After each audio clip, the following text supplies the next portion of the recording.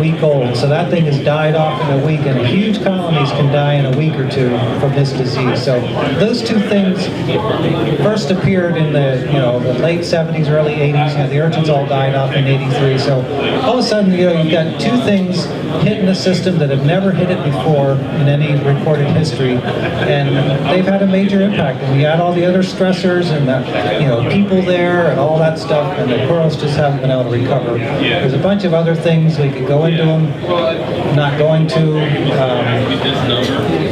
but there's a lot of stuff going on. So it's probably no one thing, but all these things combined have put these things in serious trouble.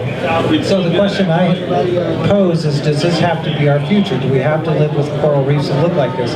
One of the problems with both of these corals right now is they're basically unable to reproduce. They might try to spawn sexually, but for them to have successful fertilization, you have to have two mature colonies pretty close to each other, and they got to be different. They got to be a different genotype. I never knew anything about all that until I started doing this, but a lot of times you'll get an entire thicket covering this room, and it's monoclonal, meaning only one genotype of that coral. Different, all the same species. Does everybody understand what a genotype is?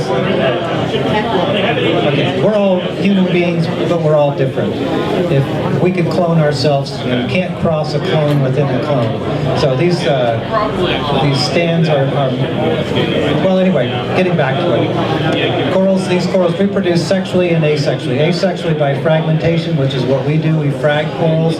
Sexually is this massive broadcast spawning thing that takes place usually in August, 5 days after the full moon in August, something like that.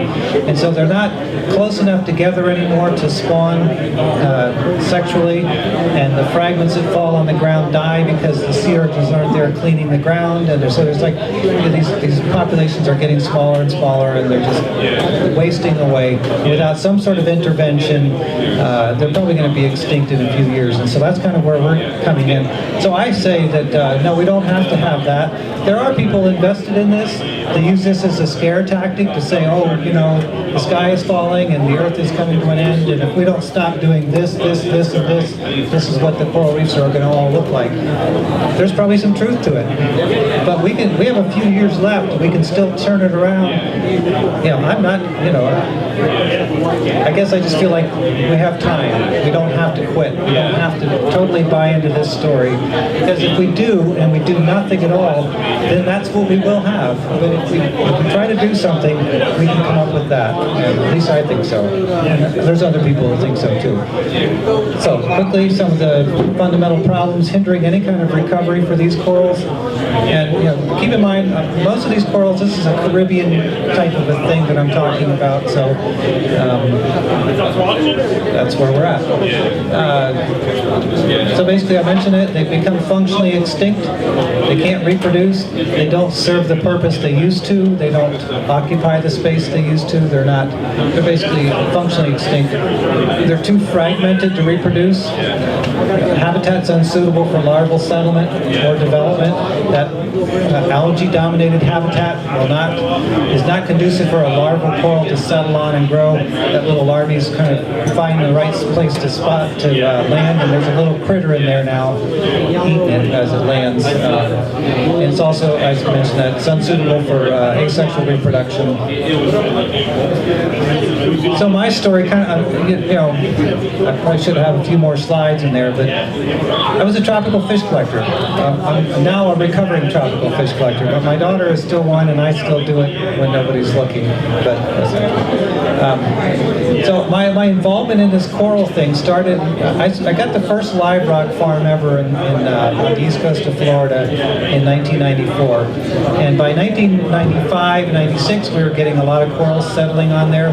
1997, we got some staghorn corals settled there. So all of a sudden, the live rock farm became my ticket into the game of corals. Because there's no legal coral collection or sale in Florida or really the rest of the Caribbean. So anyway, I had this live rock farm. That's kind of what it looked like, just mounds of rock. I thought I had another picture. The aquaculture program for live rock has an exemption that allows us to sell any rock, corals that land on our rock. So if we had a coral that landed on our rock, we can sell it as long as it stays attached to the rock. I can't, these are some of the corals that have landed on a rock. I can't chip the coral off and sell it, but I can sell the rock with it. So that was kind of the exemption that was put into this program. And we've had a lot of different corals, you know, all different species. I think there's, well, this is the slide I thought it was going to be. This is a typical scene at the live rock site. It's just covered and covered with fish, all kinds of critters in there. It's a really neat place to be. A lot of activity. That was supposed to be another picture of some corals. But anyway, I mean, it's a neat place. There's a lot of corals. If you went out there today and tried to count the corals on the rock, there's about 600,000 pounds of rock out there, and there's probably 100,000 coral colonies growing on those rocks. And so it's, you know, it's neat. Just about every time you order rock from Sea Life, you'll get coral on it, because you almost can't have rock out there without coral, which is cool for us. But we got some staghorn coral I mentioned in 1996, 97, somewhere in there. It's kind of what it looked like. It just started growing on a rock. We set those rocks aside, thought, aha, you know, that's cool. I know what that is. We'll make some money selling that rock. But the rock quickly, the coral grew so fast that it was, pretty soon it was too big to ship. You know, how do we sell this rock to somebody in Philadelphia without the coral breaking all into 1,000 pieces? And so we didn't do anything for a while. We were kind of like, okay, now what do we do? We said, well, next year when new corals settle, I'll sell those rocks quicker. We never ever had settlement again. In the last 15 years, we have not had any new staghorn corals settled. But luckily, we kept these guys alive. You know, just set them aside, and they grew and they got big. And we got this idea by watching what the aquarists were doing. I said, well, what if we could, this is after about 6 or 7 years, no new coral. We thought, this is all we have, this is it. So what are we going to do? How can we take advantage of that? So we got this idea. What if we could cut those into little fragments and glue them onto another rock, and then it would be attached to that rock, and then we could sell that little rock. That was our idea. So my daughter Kelly and I, she's for Erin, she's the strong-willed one. But this was a 4-H project. We were gluing the little nubbins onto these little rocks that we glued onto the big rocks, and we eventually were going to break the little rock off with a nice little coral on and sell it. That was our goal. That was our 4-H project. We never sold any of it. We did get a lot of coral, but we didn't sell any. And this is this funky little epoxy that we first tried. That, you know, there's another rabbit trail story to that, but we don't use it anymore. So that's what the little frags look like. This is the epoxy. This is those little rocks. These were going to be our ticket to fame and glory. We were going to be the only ones in the country with this coral. And but like I said, we didn't do it. But what we did is, after about a year, that little rock looked like that, and I thought, wow, that's cool. And what if, I started getting this idea, you know, what if I could plant those rocks out on the reef, you know, get those corals regrowing? I started getting this idea about restoring the reefs, and it kind of grew on me, and it became more and more fascinating to me than selling the corals and making money. So I eventually approached the sanctuary. I said, oh, I got some corals, I'd like to plant them on the reef. Oh, no, you know, you can't just plant them anywhere, but you can plant them here. And so they came up with this grounding site. This is Molasses Reef right here. This is this big boat. It's called the Wellwood. They'd run aground and sat there on the reef for about 10 days or 2 weeks and destroyed the reef in that area. And they've been working on a restoration project to try to rebuild that section of the reef. And they said, you can put some of your corals there. And initially I thought, oh, I don't want to put my corals there. This is first of all, this is what they call a sanctuary preservation area. The whole area, there's no collecting, no fishing, no anything. And it's like, I have no reason to go there because I'm not allowed to do my thing there, which is collect fish. But I said, okay, we'll go there. And again, I said, I didn't really want to do it on a grounding site because it was all messed up. I said, okay, we'll do it. Well, they had broken it. Say if this was the footprint of the boat, this room lagoon like this, and then it just scoured everything. So there's reef over here, and then this flattened out area in the middle. And so they built these modules that were like the size of one of those tables out there. And they put a big cluster of them over here and a big cluster there, and then they kind of drug off to the back with onesie-twosies. And they put me all the way out on the end and said, well, we'll let you put your corals way out here where it won't bother anything. I go, that sucks, but we did it. So that was our project. That's what it looked like, this little module. This was all limestone boulders that had been cemented together. We went in there and put the corals down. This is what they look like, these little corals that we put in there that we've grown. And, after a few years it looked like that. It started looking really cool. These corals are growing all over the place. And every time we'd go out there, we'd find a broken piece, we'd glue it down on somewhere else on the module. This was probably an original coral here, and and the rest of them were all just little frags that we planted there. And the cool story of it is that the sanctuary was really proud of their restoration work here, that they've done all this work. And they were kind of thinking that was cool too, but they were bringing a constant supply of coral reef biologists from the Great Barrier Reef and the Red Sea and everywhere else in the world. This like parade of people always coming, and they would show them this little mound of stuff here with fuzz growing on it, and this little mound of fuzz, and that little mound, and then they get to that one, they get to this. And everybody was like, what are you doing there? And like, wow, this tropical fish collector and his daughter, blah, blah, blah. So you need to be doing that everywhere. So it became this not nationally, maybe internationally, kind of everybody saw it, and it was a success story. So really, during this period of time, I was thinking, this is cool. I'm really having a good time. And what if we could really ramp this whole thing up? So I got this crazy vision. What if we could really grow thickets like that back?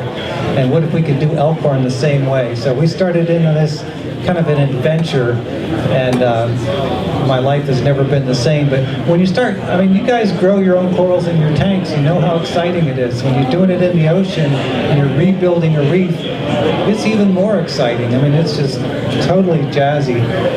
So we came up with a plan. This was like about 2007. Realized that I needed a vehicle of a nonprofit. I needed to do this thing on a fairly serious basis, and so we had to come up with a plan too. And so the plan was, first of all, preserve and enhance genetic diversity. Every patch reef in the Keys has a different genotype of staghorn coral. So we had to kind of go to these patch reefs, get permission to take a branch or two from every one of those, and we've done that. We've got about 80 or 90 different genotypes in our Upper Keys nursery right now. So we're protecting and preserving that, and there's a bunch of stories connected with that, but I don't have time. So we're also looking, let's just do like 1 or 2 branches, minimal extraction. We're not taking 100 branches and doing that. We're just taking 1 or 2 little branches, usually branches that had fallen off. So we weren't really harming anything. So that was kind of part of our plan. And the goal was to reestablish these genetically diverse thickets.